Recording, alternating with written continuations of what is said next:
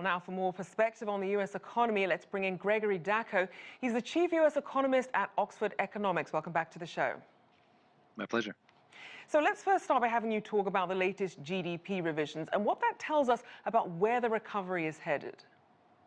Well, actually, it tells us very little. The numbers that we got were very similar to what we had in the first report of GDP, with growth just above 4% annualized. That's 1% in simple terms, which essentially shows that the economy in the second half of last year rebounded about 8% after a 10% contraction in the first half of the year. We're still below pre-COVID levels of activity, or at least we were at the end of 2020. But what is more important is the momentum that we're carrying at the start of 2021. And that momentum seems rather strong on the back of fiscal stimulus that was passed at the end of 2020, as well as improving health conditions. So overall, the momentum is quite good. So then when you look at aspects of the economy that pose the biggest threat to a strong recovery, I mean, you have high unemployment, you have overheating stock markets with Reddit investors shaking things up there too. What do you see as the biggest threat? Well, I think the biggest threat is the health situation. We should not forget that this is first and foremost a health crisis, and we need to ensure a strong and sustainable health solution in order to have a strong and sustainable economic solution. Yes, we do have signs that there may be potential for overheating of the economy down the road if there is a massive stimulus package that's passed and if there are changes in the inflationary dynamics. But to be honest, I'm not excessively concerned about overheating of the economy at this stage. What we are looking as we look ahead to 2021 is an economy that will gradually recover. People will gradually feel more at ease about spending. And yes, fiscal stimulus will help, but it won't necessarily lead to that overheating of the economy that markets are so worried about.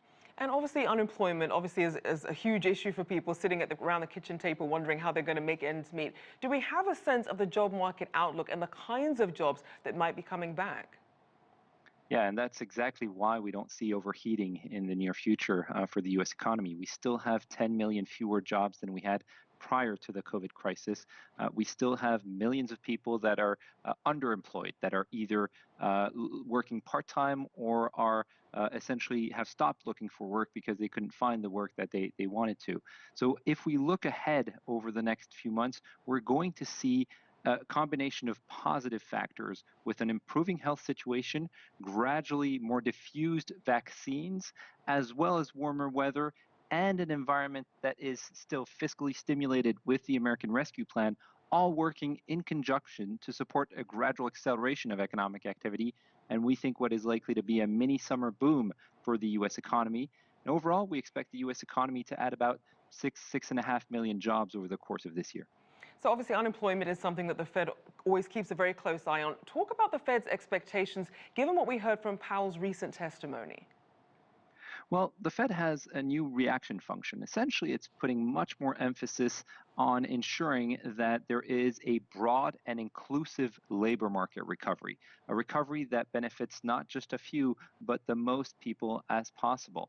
And what that means is that essentially they're willing to tolerate a labor market that continues to grow and an unemployment rate that may be historically low as long as there aren't signs of inflation, and in particular, as long as there aren't signs of inflation getting out of control.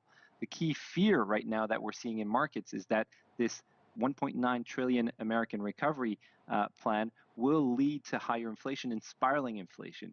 That omits the fact that we still have a fairly large demand shortfall and the fact that inflation expectations generally remain quite anchored. So the risk of spiraling inflation is really not a credible threat at this stage. And we certainly saw Fed Chair Powell saying he himself wasn't concerned about inflation. I now want to look at some of the previous stimulus packages that have come out, as well as President Biden's new proposed stimulus package. How do you see that impacting growth in the short to longer term? Well, we have now factored in the entire American Rescue Plan. We believe that the 1.9 trillion, which is largely composed of fiscal transfers to households, aid to state and local governments, as well as housing and schooling assistance and business aid, that will all go through, and that will provide a significant boost, around 3 percentage points to U.S. GDP growth.